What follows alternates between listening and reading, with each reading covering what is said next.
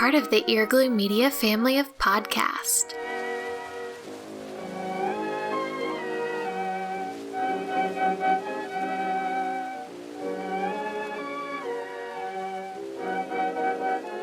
You're listening to Petticoats and Poppies. History Girls at the Movies.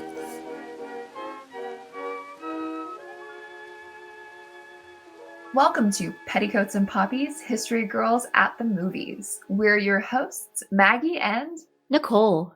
Believe it or not, we actually chose this film way back in April while The Falcon and the Winter Soldier was airing on Disney Plus.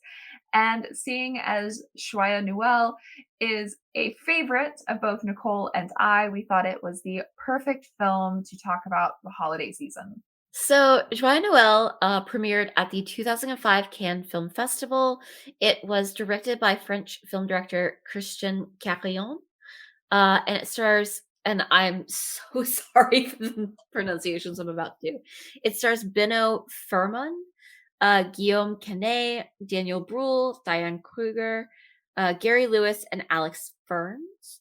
And it's actually about the Christmas truce of 1914, which took place during World War One, which I will be talking much more about later. And it was nominated for the 2005 Oscar for Best Foreign Language Film. It's a really interesting movie in that it is sort of between French, German, and English. So you have a lot of foreign language, but also some English happening in it as well. I do not remember the first time I watched this movie. I have literally no recollection of a time before I had watched this, but I know, like, I definitely didn't watch it until I was... Your life began when Right. you first watched this movie. Right? No, I definitely watched it at some point in high school, I think, which would make, like, sense. I was a history nerd studying French.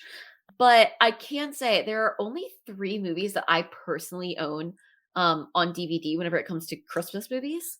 Obviously, my family has like every Christmas movie ever made on DVD, but I own 3, and it's Love Actually, The Holiday, and this, which tells you just how much I love this film. But I think it's a really beautiful movie, and I think it's about like one of the most fascinating things that's ever happened during a war. World War One is one of my favorite areas of history. I have a bit of a World War One obsession. I think it's so interesting. And part of why I think it's so interesting is because of things like this that occurred, because I think that it's really fascinating to look at this war that most of the people fighting it weren't really sure why they were there, and didn't really have any sort of personal stake other than sort of the nationalism that had been drummed up by the countries, which meant that it did allow for things like this, where it's not like World War II where you have more of a good side and a bad side. Whenever we look back on it, even. I love the decision to show this from different perspectives. Again, I think that really plays into the fact that, like, even looking back on this war now, there's no real bad side, which makes it really easy to sort of show this from different perspectives. I also always forget, no matter how many times I watch this, that Diane Kruger is in it, and then she shows up, and I'm like, oh my god. But I also wanted you to know, Maggie, that when Daniel Bruhl first showed up, I literally said out loud, "There he is," just like that. So I love that so much. we have the funniest thing. So I'm gonna say this for anyone who doesn't know. Maggie loves the character of Zemo, and my little sister is obsessed with Zemo. And I because she has taste. Right. Well, yeah, whatever. I don't really care for the character that much, but somewhere along the way developed an obsession with Daniel Bruhl. My influence. I don't dislike Zemo. Like, I just, as a Bucky Barnes stan, I have some issues. But I am obsessed with Daniel Bruhl. I think about the stories that people have told about him, like on set and stuff, all the time. The amount of times a day "Is this the 5th floor?" comes into my mind is kind of obnoxious. Same. Like, I think that constantly. So, and it's funny, like, because he has done so many things like this that you're like, "Oh, right, he's in that."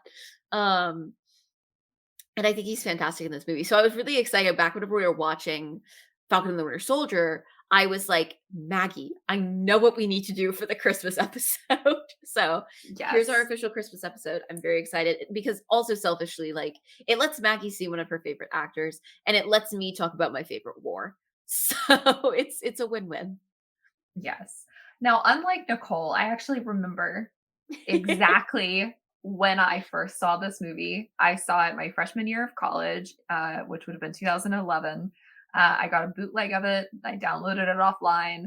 I got into this weird kick like freshman year of college where I was like watching all these movies that people would like post on Tumblr back in like the glory days of Mm. Tumblr. It's how I discovered Thornbirds and Joyeux Noël, which I remember watching like right before finals week. I got it and I watched it over coffee and a breakfast sandwich before I was going to a test. I watched like half of it, paused it, went and took my test, and then like came back, had lunch, finished watching it. Like very distinctive memory. Um and then like I remember watching this and being like, oh, like I'm gonna learn German so I can rewatch the yeah, and that did not I happen. love But that. you know, valiant effort. I actually understand more German now just by watching a lot more foreign films Yep. than I did then. But like Nicole, I am a sucker for World War I movies. It is one of my favorite eras to learn about, and I really think you summed it up really well. That like there's so many interesting things that happened during World War I because of the stakes involved or the lack of stakes Yeah. for a lot of people, that it just creates a lot of really interesting stories. I mean, that's why I really wanted us to do, what was it, Charlotte Gray earlier this year. Yep. Like just everything that's happening in World War I is just so fascinating to me. Um, and I yes, I had my own "Here comes the boy" moment when Daniel Bruhl appeared, and I'm really like ashamed of myself that I keep watching these movies and being like, I watched this before, and I like just never noticed Daniel Bruhl, and now I'm just like, I must watch everything over again with my newfound love. But I really enjoyed rewatching this one. Everything in this movie just like hit me in all the right places um this time around. But one part that ended up like recapturing my interest in rewatching this was Father Palmer and his Mm. whole little arc at the end with the bishop who was spreading this like hatred. And it just really tore my heart out for some reason this time around, which I don't recall being as like profoundly affected. And I think it in part it's because I just finished watching the new season of Grantchester, which Nicole still has not watched. I know. I know. Um and there were some really similar themes in like this season of Grantchester and a little bit of the previous season of like this idea of like weaponizing religion when in times like this it could be used to bring all of us together and to show like our common threads and how we're all the same and like stuff like that. And I think that this film had that through line with the Christmas mass and just how all of that was handled. Like I really just appreciate it that they touched on that. I also love the little moment after the Christmas carols are being sung. And I think it's Daniel's character who says it, like, "These Christmas carols mean nothing to me. I'm Jewish." Yeah. And I really like that because while it's like a funny, like, like, ha ha ha, like, brush it off moment, it also kind of reminds more astute audience members of what's to come with Yep. Germany. And this idea that, like, World War I, like, there were Jewish German soldiers fighting, and I in a literally had few the thought while years. watching, yeah, that like, oh shit, even if this character survived World War I, which like I think that's one of the things about this movie watching it is that you know that like most of these male characters, at least that we're seeing, maybe not Diane Kruger's character, but most of these men probably don't have a good shot at surviving this war. Um, They have a good but shot at I getting did shot at. right, I did have the thought of like, oh yeah, even if Daniel Bruhl's character survived this war, like how long would he have? Not long. Yeah, yeah. Yeah, I had that, and, like, their whole little, like, conversation, like, "Oh, you can come have tea or whatever after this is over," and then, like, the realization that like, the really subtle realization that, like, Daniel Bruhl's character's wife is French, and, like and it's very subtle, and when the French, lieutenant, I guess, realizes Yeah. that, like, it's such a, like, blink and you miss it, and it's the things that, like, you don't catch the first couple of times you watch it, and then Listen, you watch it. in my mind, both him and that French lieutenant, they survived the war. When things start getting bad in the 30s, French lieutenant's like, "Hey, my dude, do you need to get out of Germany?" Boom. There you go. I I love it. felt Their him. I felt wives are him. BFFs, like, Um, he got to see, meet it's his perfect. son. It's It's all perfect. perfect. Everything's happy. Until the Nazis didn't invade Germany or invade France, I mean, but otherwise it's perfect. And then they moved again. They got on Yeah, a boat yeah. and they came to America. Everything's good. Perfect. Yeah, so I fixed Um, it. but I think that's one of the things I'm like, this is a movie that you can keep watching and you get Mhm. something different every single time you watch it. Because I don't think I recognize that little like when he says, "Well, you don't have a German wife," and it's such a like throw because he's like, "Oh, your French is Yep, really good. Like it's better than my German." And he's like, "Well, you don't have a German wife," and you don't notice it at first, like what yep, he's saying. And then I noticed it this time. I was like, "Oh, like it really underscored like yeah, the lack of stakes, like the way that this film really shows like everybody else is fighting this war, but the people who are actually fighting the war are not invested.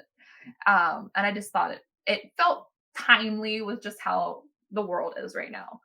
um absolutely. but like on a happier note, Daniel Bruhl looked so good in this movie. But yeah, I've been on a Daniel Bruhl kick for like the last couple of days because tomorrow, technically today, because it is midnight now, um, I have a screening of The Kingsman, Mm, which I'm very excited about and literally only watching for whatever 5 minutes of screen time Daniel Bruhl has because I am committed yeah. and need to be committed. Um, but yeah, I've watched this. I've watched The Zookeeper's Wife. I rewatched The Countess, which we obviously covered back in April. Oh my Um, god. I've just yeah. I've also just been hearing so much German here lately that I'm like, I think I might actually be relearning it. Oh my And gosh. just because I'm in a silly, goofy mood, I'm dedicating myself to watching Cars in German once a week in the new Yes. year because I'm gonna learn German that way. I support you. I support Thank you. you. I I'm took in a German silly, classes goofy mood. once upon a time, and my German teacher told me I would always speak it like a French person. Um, so I Well, gave up. I was told that I would only speak French like a country hick, so, you know? Well, some languages just aren't meant for some people, perhaps. Merci, Oh, oh, beaucoup, oh, oh, you're hurting me. merci beaucoup. Slightly better. But yeah, Oh, I'm so sorry for our dear sweet editor who has to listen to us be in a silly, goofy mood. a silly, goofy past midnight mood. Um, Yes. well, speaking of the French, I obviously wanted to talk a bit about the Christmas truce. I say a bit, like I don't have almost 2 pages of notes. Um, so a little bit of background because I realize that sometimes I talk about World War One as though everyone has like my mine or Maggie's level of knowledge on it, and forget that like World War One is barely covered in American schools because we were only involved in it for like a year. But World War One officially started on July 28th of 1914. And one of the things about whenever it started was that because it was largely over, I mean, there's whole books written on like why this war started, but it was a lot of it was about like sort of land squabbles. So most of these men went off to war thinking they'd be back by Christmas. So when Christmas rolled around and they were still at war, obviously there were some interesting feelings flying around. And I like I said before, looking back on the war, and I think kind of even during it, most of the motivation for these men to go to war was just straight up nationalism. Like they were just going to be patriotic, support their country, whatever. There weren't like clear good and bad in the way that we can discuss World War II, in the way that we can discuss something like the American Civil War, where it is very much like each side believes that the other side is morally wrong. And this, they were having to like make propaganda to try and convince each side that the other side was worth fighting. Um, and even the people who were fighting it weren't like entirely sure what it was about.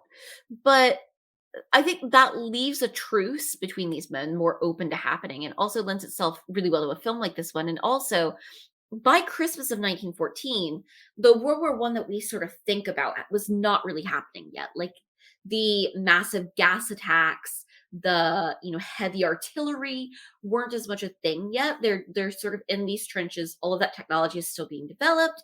And so it's a point in the war where this could have occurred. And I think there's a lot of reasons that it never occurred again. But I think one of them is that the war takes a darker turn the following year. But I think it also is really touching to think about the story when you think about the fact that between 1914 and 1918, about 20 million people die in this conflict, which is insane. It's an insane number of lives lost, and an insane number of men who serve. And the country of France is just absolutely ravaged by this war. But I actually learned this for the first time while researching for this, or at least had not remembered this in many years. Pope Benedict XV actually on December 7th asked that the leaders of the countries in Europe have a ceasefire for Christmas. And they refused. So this Christmas truce, which has sort of become this wild myth of sorts, and I think that why it's become so sort of mythologized is because it doesn't sound true, but it is. But I also think there's some misconceptions about it. So it was totally unofficial and unauthorized, and headquarters on all sides was not pleased with it. And they then ensured that it would never happen again. Many of the officers disproved, but it is sort of hard whenever you have that many soldiers to completely enforce something like this. And there's a handful of things that I think lead to it. One is there had been several weeks of rain, and then on Christmas Eve there was a hard frost and a dusting of snow. So the soldiers were kind of excited that it had turned properly into this hard frost and wasn't just slushy anymore. Kaiser Wilhelm also had sent the German troops Christmas trees. They had these mini Christmas trees, and so obviously the Germans were feeling the holiday spirit. And on Christmas Eve at about 8:30 p.m., there's this account of this Irish officer who reports that they could hear the Germans singing Christmas songs and yelling Merry Christmas to them. At another point further down the line, the Germans and the English are singing carols back and forth. I think one thing that the Christmas truce really demonstrates is some of the weirdness of trench warfare, in that you're bunkered down in this trench within shouting distance of the enemy. The other side is singing and you can hear it clearly. And I think that that's a very weird thing that people don't always grasp about this war, is how physically close both sides are to each other, which I don't know. I think that's so strange. But so then at different points up and down the line, people start venturing out into no man's land and meeting. And there's the Scottish Private Musker who talks about that he goes out into no man's land and he meets a German soldier, and he gives him some whiskey and some cigars, and the Germans tell the Scots that they'll cease fire if the Scots will, for the sake of Christmas Eve. And that sort of is happening up and down the line. And what's important to remember, though, is it doesn't happen down the entire Western Front, though. So there's some places where men spoke later or wrote about later that they were, basically fraternizing with the enemy with the sound of gunfire still in the background, because further, somewhere to their left or right, people are still fighting. From all of the accounts, it seems that the Germans were typically the ones to start the truce. Part of that is because a lot of the Germans spoke English, which I think is kind of funny, because even today, probably more Germans people speak English than English people speak German. But it's because a lot of German troops actually had worked in England, particularly, and I don't remember why this is exactly. I know I must have read it at some point, but a lot of Germans worked in the UK pre-World War I as waiters, particularly in hotels. Why is that? I don't really know. But it means that a lot of the German soldiers spoke English. And so I also think it's interesting to note the Russian line did not take part in the truce at all, because the Russians were on a different calendar. So their Christmas didn't happen until January 6th. And a lot of the French, actually, we see French people in the film taking part in this truce, but it was actually mostly English and German troops who did. I think the French had a lot more of a personal stake in the war. It was being fought in their country. They were seeing the damage to their country. They're maybe a little bit less likely to want to, hang out with the Germans than the English are. But there's accounts that at dawn, then some of the Germans placed little Christmas trees on their parapets of the trenches, and men started trickling again into no man's land. And so the truce that originally people had kind of thought was going to just be for Christmas Eve goes into Christmas Day as well. Um, Both the English and the Germans at this time were very into football, or what we would call in America soccer. And there certainly were a bunch of games played that day. Some of that was, English people playing their game just because it was a chance for people to get out of the trenches and like hang out in open space. But there are several accounts of games between like the English or the Scottish or the Irish or whatever versus the Germans, which I think is pretty funny. And there was a few years ago on one of the anniversaries of the war, on Christmas, there was an English German football match that was played to commemorate the ones done in 1914. But in some places, soldiers were exchanging presents and they were singing more carols. There's an account of a British soldier who set up a barber shop. I don't know, like if he was a barber back home or something, but and was charging German soldiers like cigarettes for haircuts, which I thought was pretty cute. Um, some soldiers used this time to retrieve bodies of fallen men that were in no man's land and to reinforce the trenches. And we're kind of using this time practically. But a lot of the soldiers sort of had an understanding that the ceasefire would expire at midnight. Some sections actually didn't resume fighting until after New Year's. So it went They were on for like, several nah, we're days. taking a Yeah, they break. were like, yeah, we're just really uninterested in it. And there is a thing that like there were other periods of time where there were sort of unofficial truces, particularly at sections of the front that were not like not it sounds funny to say like not busy, but like smaller sections. But yeah, they just were like, yeah, I don't think we want to.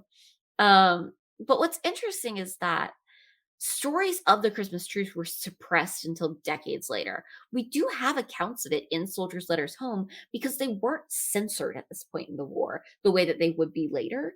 So they actually like got through. And there's also some contemporary news coverage, but after that they tried to sort of hush it up. What's really interesting though is that like some of these soldiers had cameras with them. And so there's an incredible amount of photographs of German and English or German and Scottish or Irish or whatever soldiers together on Christmas Day in no man's land, which I think is just fascinating. And there's also things where, like, obviously, the soldiers who did return home, a lot of them brought home things that they had been gifted by other soldiers on the other side during the truce. Most of the commanders, like, I think what we see in the film is maybe a little bit more retaliation for it than actually occurred.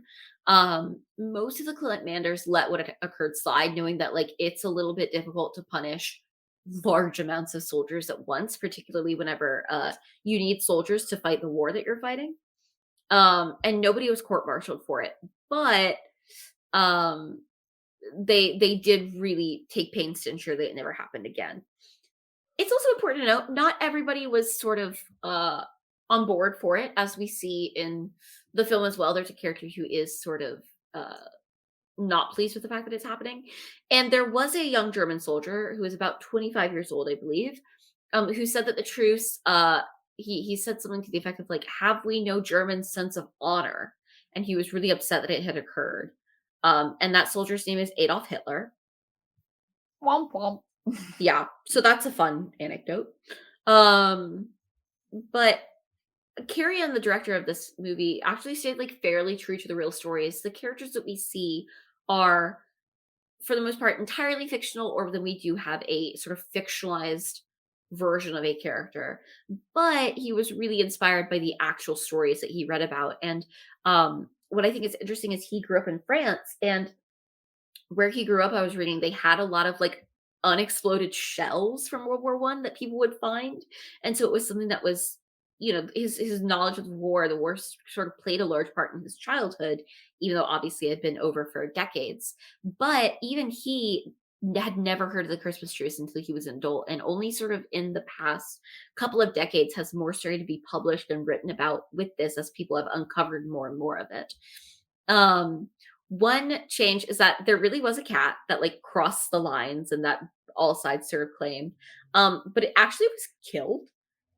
They like tried it as a spy and found it guilty. And it was killed by a French firing squad, supposedly. The French were just a little too much.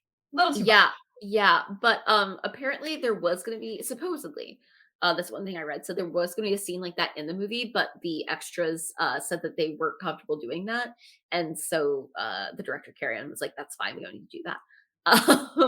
But if you are interested in learning more about this, and I really do recommend if this is something that interests you, like, there's a book called Silent Night that is written by Stanley Weintraub. It's really good, and has, like, a ton of information about this and a ton of stuff from the letters of the men who wrote home about it.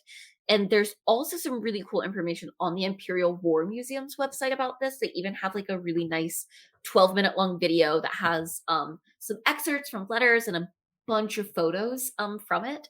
And I think the easiest way to find that, if you're interested, would just be to, like, Google Imperial War Museum Christmas truce, and it would probably come right up. But so, yeah, it's a really fascinating thing that occurred, and I think that the film does a really good job of sort of giving us fictional characters to follow through this event, but keeping it fairly close to what actually happened. Like, I think that the movie actually does give a pretty good idea of what this historical event was. Yes. And you touched on a little bit of the caroling aspect Mhm. of the truce. So I'm talking about Walter Kirchhoff, who was the opera singer that inspired the character in the film. There is not a lot about him. Very Mm. hard to find information about, but I was surprised to learn that he and I share a birthday. Oh, I love that. There are far and few between people whose birthday is March 17th of any historical note. So it's always really intriguing when I find someone. So his stage debut was most likely his 1906 performance at the Metz Stradtheater as the hero of Manrico, which is Verdi's opera of the Troubadour. And the same year, he made his debut at the Berlin Court Opera as Faust. So, very clearly, a fantastic tenor. He volunteered for military service, like most people would have done, at the start of World War One, and was present for this historic Christmas truce or Christmas peace. I see it used both ways, depending on which side is talking about it. And it is alleged that he sang Christmas carols for his comrades. Um, some of the accounts said that he had accompanied the German crown prince to this Yuletide visit to the front, where the soldiers on both sides were already singing Christmas carols and very much in their revelry. And then he entertained the Ortenburgers by singing Christmas carols, one of which was Silent Night, which he allegedly chose because it would have been the most recognizable song for both sides of the war, which I thought was really interesting. Um, After he finished, British soldiers were said to have emerged singing Joy to the World. And then when the British finished, the German soldiers shouted, "Don't shoot, don't shoot, we'll send beer." Uh, so like it's what's interesting is there's so many different accounts for what happened that night, and I think it just depends on like where you were among the Mhm. troops that were there. Um, and once they saw that everybody was unarmed, they went out without their weapons, and everybody had a good Merry Christmas. It's truly there is so little about this actual man. I was like, I am struggling to find information. There was like somebody who was like, oh, I found out that my great uncle was this guy, and that nobody ever talked about any of this stuff, and like I went to a museum and like saw his name and was like, that's my great uncle. Wait, I love um that. but it's like it's all very anecdotal, and like I can't find any first person stuff from him about it. It's all like other people talking about him, so it was like kind of piecing it together. which is fun. It's so interesting the way that this whole incident was suppressed and like evidence destroyed, and like what we have is from people's I first also person think accounts that persevered.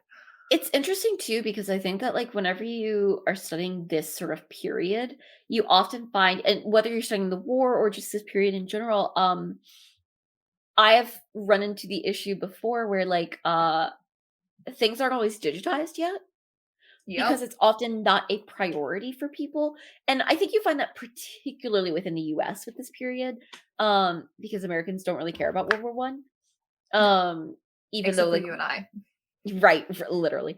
Even though like you wouldn't have World War Two without it, so we probably should care. Obviously, like there was some dude named Adolf Hitler running around not happy with things.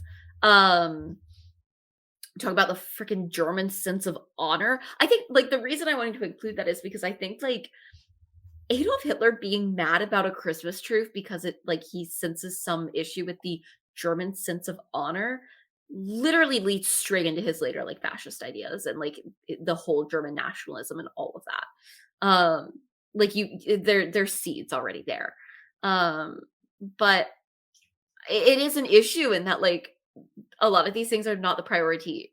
I said this so weird priority for digitalization, which means that whenever you're trying to research things like online, it can be really difficult. But Yes, I and still, I want to know like where did the director find any of this stuff to? I have to assume that because he is French, that he Yeah, has access to a wider realm of information, and was probably given access to museums, and it's but probably in French, so it it's feels like easy.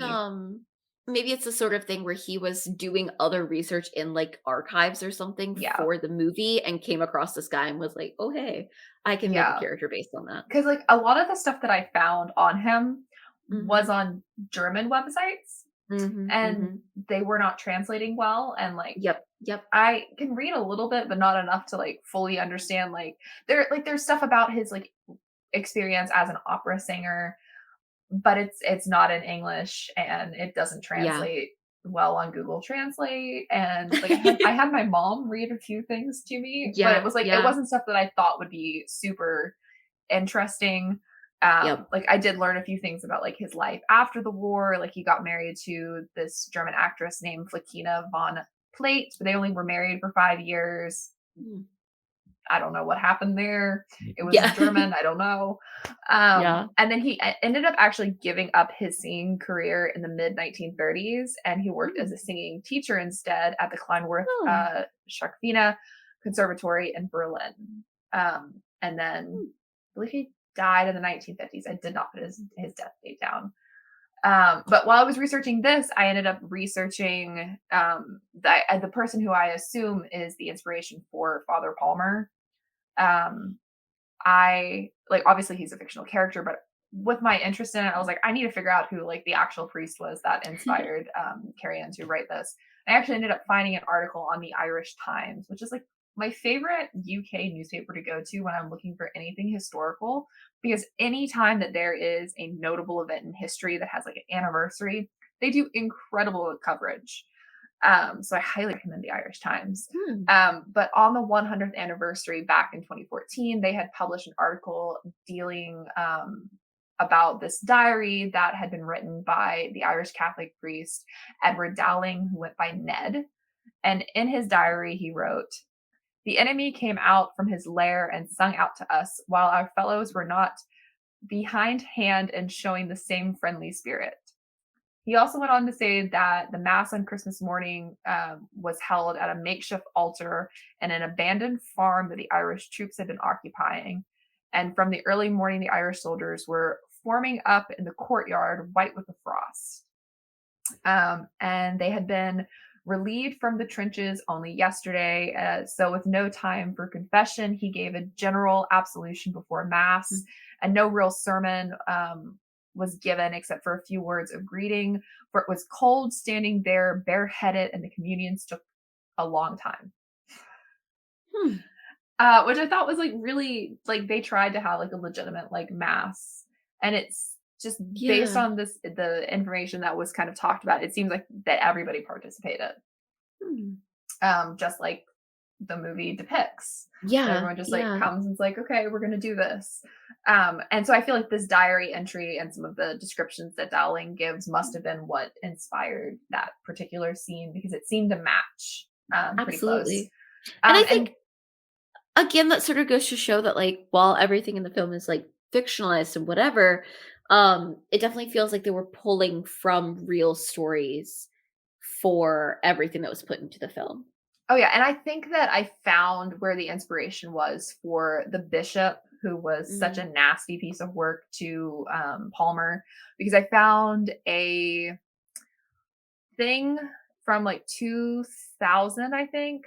Mhm. It was either 1999 or 2000, and it was from the Catholic Church. It was the Ignatius. I don't know. I'm not Catholic, Yeah. but it was like the Ignatius. So I don't know if it was like one of the lesser popes. I don't know. Mhm. One of the head guys had written a sermon about the Christmas truce, and it was really nasty. Like, it was like, ah, the power of God brought everybody together, and yet they still chose to worship the altar of Malak, which is a weird thing to say because Malak is a Hebrew demon that is not generally recognized by the Christian faith. Oh.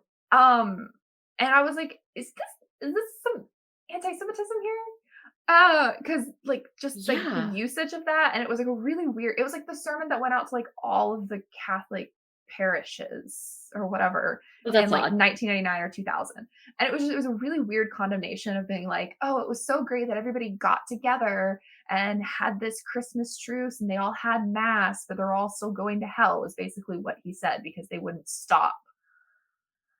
It was weird, but when I read that, I was like, "Oh, hey, I think I just found the inspiration for the bishop." Yeah, right, like, here he Because is. it very much sounded like that same message that he gave at the end.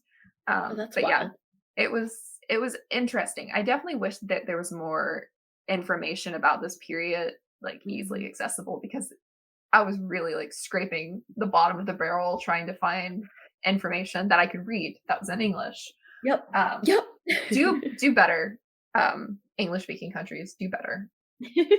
But I also don't have a lot to say about the costumes. Uh, this Yeah, is one of those movies. it's a war movie. It's a war movie. So the costumes were designed by Allison Forbes Naylor. Mm. Allison has not done a lot of costume work. It actually looks like she might have left the industry. Um, they have not like done any work since 2012. I did look to see if there's like an obituary or if something like that had happened, and I couldn't find anything. Hmm. But she was only active from like 2003 to 2012, which is actually a fairly short period of time. But I can't necessarily say that I'm surprised because this industry does burn people out pretty quickly, which is such a shame because the work is very good in this. We just joke there that this is a war movie. War Yeah. related films are extremely easy to costume because they literally have wardrobe warehouses that are stocked with World War One costumes. Anything you could possibly need, any rank, any state of dishevelment, you have it all. Like every unit, every medal, you go there, you pick what you need for your size background workers or your background actors or your main cast. Like you got it. No real heavy work, alterations not really necessary. The only complicated part of doing a war film is the duplicates of everything for when people get blown up or they get covered in blood, or you have to have them be really dirty and look like they've been through war, but then tomorrow we're going to do a clean, we're going to do early on. Like there's some little things that are like complicated and like mapping things out. But all of that, everybody looked good, ranks look good. I didn't see too many medals that didn't need to be. That's like one issue war films like to do, is give people medals that don't match their actual rank, just because for for some reason, if you are a future director or a current director listening to this, listen to your costumer. They do not need medals on their shirt to look like they are important. Sometimes you only have like one little stripe on your soldier and you're in charge, on your shoulder and you're in charge. Like you don't need a chest full of medals. There's that one movie that had somebody that was like covered in medals because they wanted them to look like highly decorated, and it was like, this is not a real thing. Yep. Yep. But none of that happened. So kudos to everyone involved with that. Like the only costumes that Allison would have needed to make were the dresses for Anna. Mhm. And even then, I'm pretty confident that that probably came from her costume warehouse as well, just because this period of time has been so heavily covered, both in France and in Germany and in England, that it's going to be really easy to find a dress and not have to like custom make everything. It's also a period of time where, like, we still have surviving clothing It's from so this easy. period, so And we it's have pictures. very easy to replicate. Yeah. Yeah. Like you said, like some of these soldiers had cameras, so we literally have first person accounts and visuals of what level of dishevelment the soldiers were on Yeah. this day, so you Yeah. can easily duplicate it. Very easy. I do think that while the costume design is sort of, like, nothing impressive, though I will note, I do think a World War I uniform is one of the most attractive things a man can It's wear. so Like, good. it's so funny because 'cause I'm not a person who is typically fazed by a uniform at all. Some girls are into, like, men in uniform. It ain't for me, unless it's a World War I uniform, and then that's a different story. So every time an actor I like does a World War I movie, I feel like it's a personal gift to me. I Um, love the French uniforms. same, same. Big So fan. nice, so I nice. did an adaptation of Little Princess years ago when I was in theater, Oh, and yeah, it's the yeah. one that talks about like the French resistance soldiers and all that Yep. stuff. And like my mom was like one of the costumes on that, and just like getting to like play with all of the actual like uniforms that we were able to get and stuff. So much fun. Yeah, but I appreciate the costumes in this movie. But I did wanna say briefly that I think the production design of this film is really nice Oh, it's because, stunning. obviously, it's like I don't know where they filmed it, I couldn't find that, but, I it's a couldn't lot of find it either. outdoor stuff. Obviously, it looks like they built trenches. Anytime somebody builds trenches for a movie, I get really excited. Uh, I love a good trench, and I think that they did a really good job with them here. How do you feel about the Marianas Trench? I'm sorry, that was a bad joke. The woman was too stunned to speak. No, truly, I was literally thinking the woman was too stunned to speak. I'm it's almost 1 in the morning. Silly goofy mood. I can't do this right now. This is a perfect holiday episode.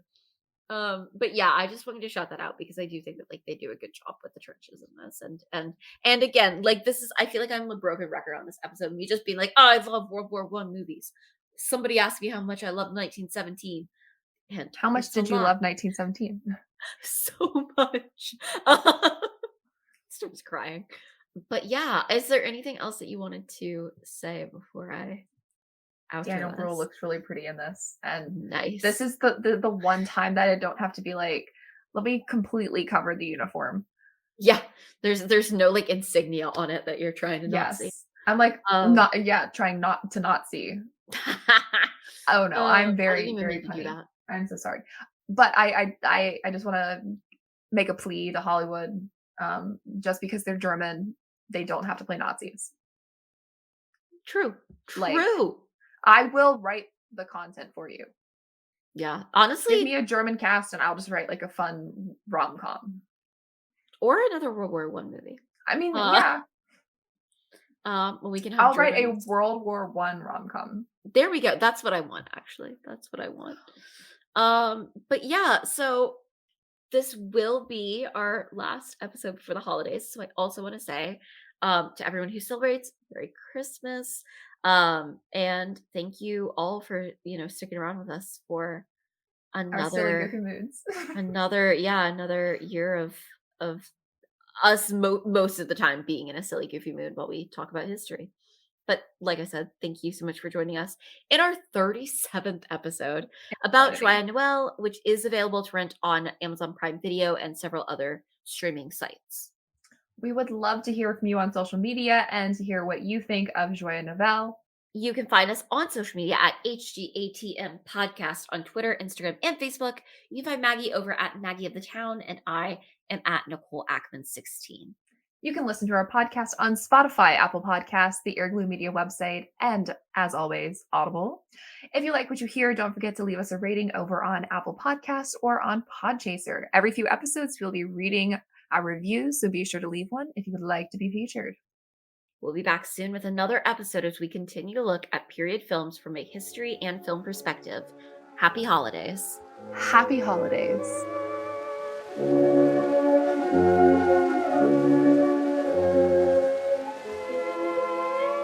You've been listening to Petticoats and Poppies. History Girls at the Movies.